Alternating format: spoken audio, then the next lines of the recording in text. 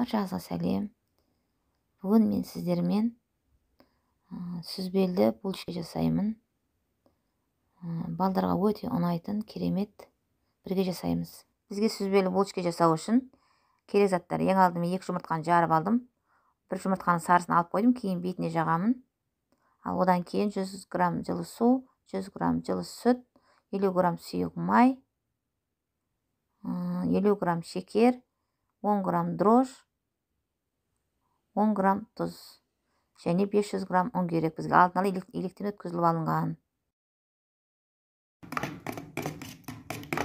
Жұмыртқамызды араластырамыз да.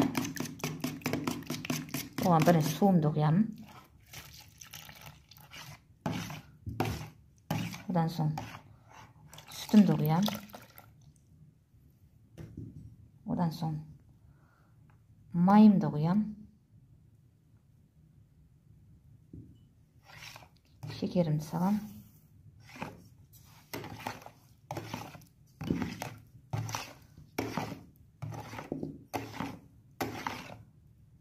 Дрожж салам.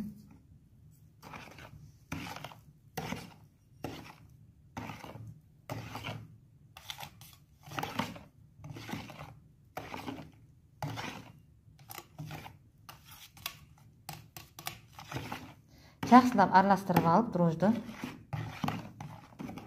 тұзымды салам.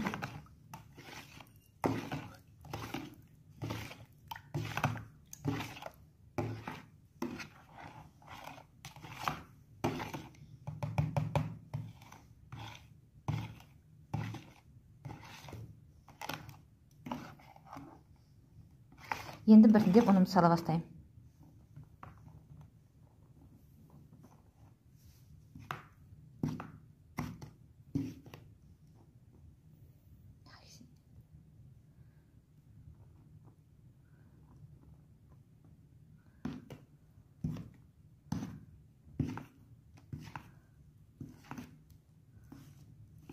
Қамыр қатты болмау керек, өте жұмсақ болу керек. Сосын бұны қамырды илеп болғаннан кейін жарты сағатқа көтерілуге, жылы жерге жауып қоямыз. Қамырды илеп алдым, енді қойып қоям көтерілу үшін. Міне қамырым ашыды. Енді бөліктерге бөліп аламыз, дуалап.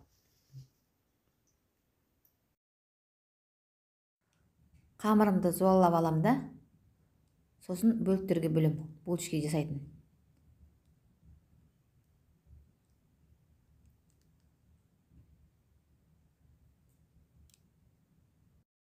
Мен табама сиятындай 6 бөлікке бөліп домалақтап алдым. Енді солар табаға салып жайғастырам. Алтауында. Арасын жақын қоймау керек, өйткені біз оны көтерілуге тағы да 10 минутқа қоямыз. Сол кезде бір-біріне жабысып қалмау керек аралар. Мен осындай орналастырамыз. 10 минутқа бетін жауып қойып қоямыз. Ұяшық қып дайындап алған тестамызға булочкамыздың енді арасына творог салуымыз керек. Сол үшін творогты мен блендерден өткізіп, мыжып алам да. Қазір жұмыртқаның ағын қосам. Екеуін бірге қосып, блендерден творогтың ірі түйіршіктерін майдалау үшін біраз блендерден өткізуім керек. Бір қалыпты масса болды. Қоймалжың осындай бір қалыпты масса болды. Түйіршіктерінің бәрі кетіп. Негізі мен творогқа қант қоспадым, өйткені тестасына қант қосылған тұғын.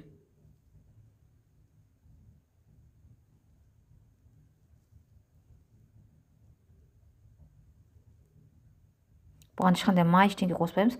Творог пен жұмыртқаның ағының өзі болады. Мындай қоймалжың болады. Енді осыны ұяшықтарымызға саламыз. Көтерілген қамырларымыздың ортасын осылай стаканның түбін сулап аламыз, қамыр жабыс қалмау үшін. Осылай форма келтіріп алуымыз керек, ортасына творог салу үшін.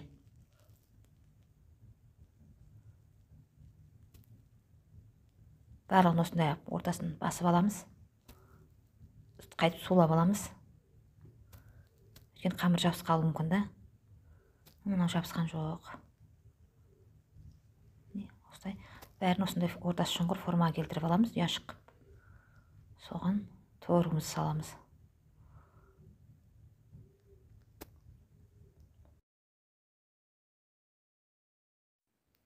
ортасын ұяшық қалған тестамызға сүзбемізді сала бастаймыз. Толтырып сала береміз, өйткені теста көтеріліп, кейін сүзбе екеуінің деңгейі бірдей болады. Бәріне бірдей бөлікке бөліп саламыз.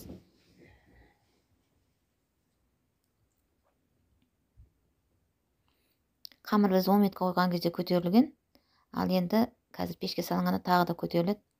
Сол кезде қазір көтеріліп тұрған сүзбе екеуінің деңгейі бірдей болады.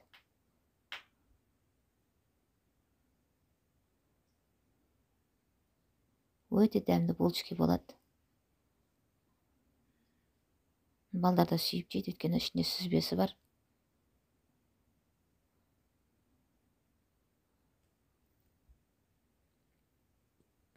Сүзбені жақсылап орналастырғаннан кейін бет жақтарынан басып, астың жақтарына түгелдей қуыс-қуысына жайғасу үшін төбе жағынан басып қасықпен жайғастырамыз.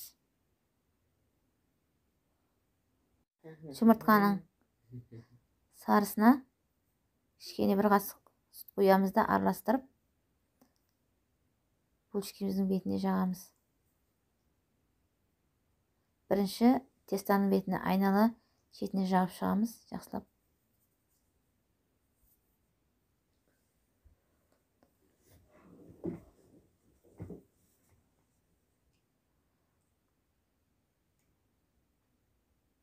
Жұмыртқаға сүт қосып өсіп жағатын болсақ, біздің піскен кезде булочкаларымыз қып-қызыл болып әдемі болады. Егер де өздеріңіз қалауларыңыз жақпай-ақ пісірсе де бола береді десеңіз, жақпай-ақ пісіруге де болады. Бірақ жұмыртқа жаққанмен қып-қызыл болып әдемірек көрінеді. Бәріне осылай жағып аламыз.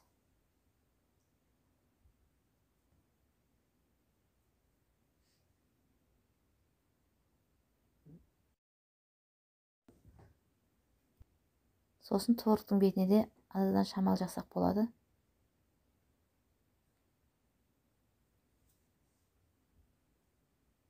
Барлық творогтарға да осы беттеріне жағып шығамыз. Сөйтіп пешімізге салуға дайындаймыз. Міне булочкаларымыз пісті. Қып-қызыл болып 180 градуста 25 минутта пісіп шықты. Иісі деген керемет. Булочкамызды табамыздан тәрлікеге сап алдық. Иісі деген керемет. Егер де менің булочкамның рецепті сіздерге ұнап жатса, менің каналыма тіркеліп, коммент жазуды ұмытпаңыздар.